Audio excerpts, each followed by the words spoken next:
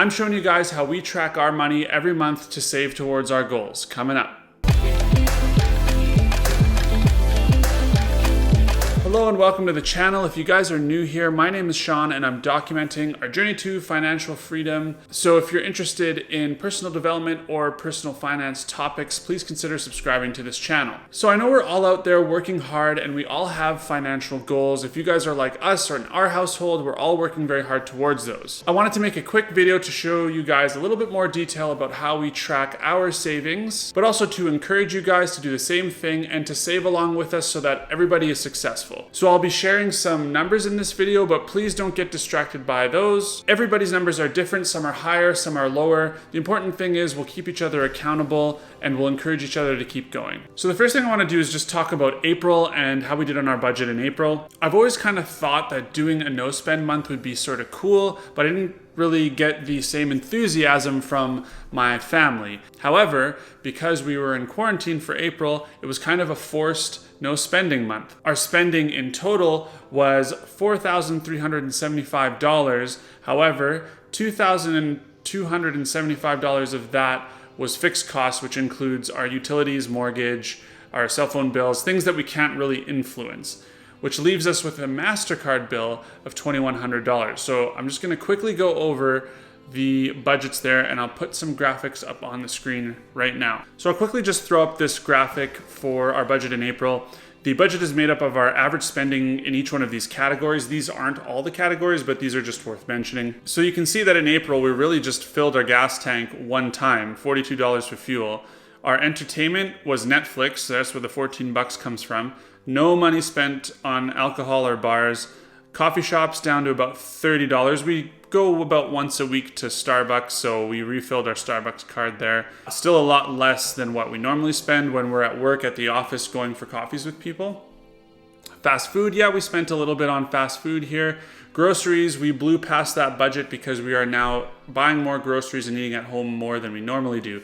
The big one here is restaurants. $112 out of the 890, almost 900 bucks that we probably normally spend here. And this $112 is just that we ordered from a local pub a couple of times.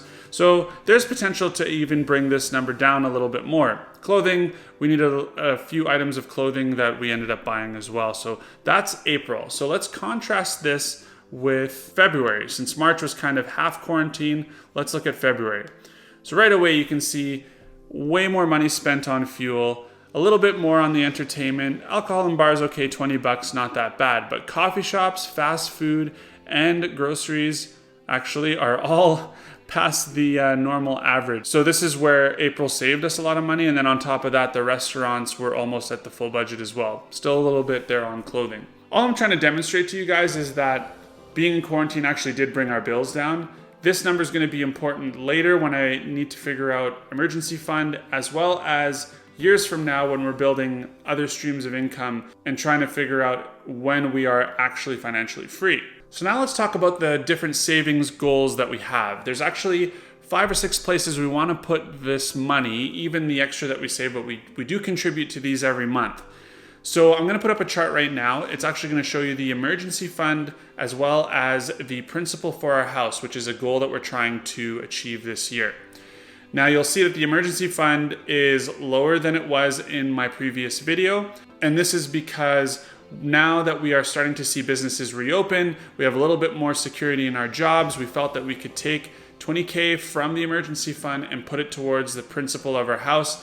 This is actually just sitting in an account, so we still have access to it, but eventually this account will get full and we will put it towards our house. So we've kind of marked it for our house right now, so you can see that in green there. Next, we'll turn to our investment accounts, and this chart shows you my TFSA, Nat's TFSA. Now remember, TFSAs are similar to Roth IRAs. They work in a very similar way. So my goal this year is to top up the TFSA and have no contribution room left. In order to do that, I need to put in $1,200 a month from now till the end of the year. So that is a big goal of mine. It's to really focus on this account. Natalie doesn't have as much room, so we're going to contribute $500 a month to her TFSA. Moving to the RRSPs, which are different. Now remember, RRSPs are like traditional IRAs. They are more of a tax deferral vehicle instead of a tax avoidance. So Tax deferral, I kind of prioritize that second. However, these are investment accounts, so I decided to start contributing to them again.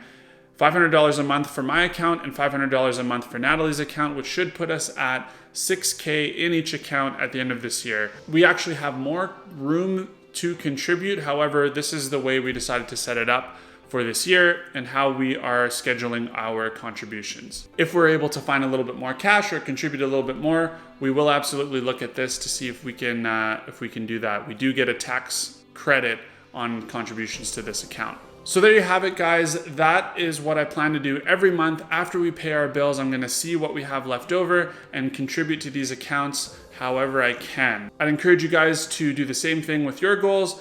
Every month we can sit down and save and track our savings together. I'm also trying to work on a fun way to track this stuff on a poster. So I'm kind of making a cartoon poster tracking how much that we are able to save for each goal. Make sure you follow me on Instagram. That's where I'm gonna post the finished product. But until then, I hope you guys will find this useful. I hope it motivates you to plan for your goals and work towards them and track them every month. Let's save together, guys. Let's get there together. Let's be successful together. So until next time, have a great week, spread the wealth, and I'll see you in the next one. Bye.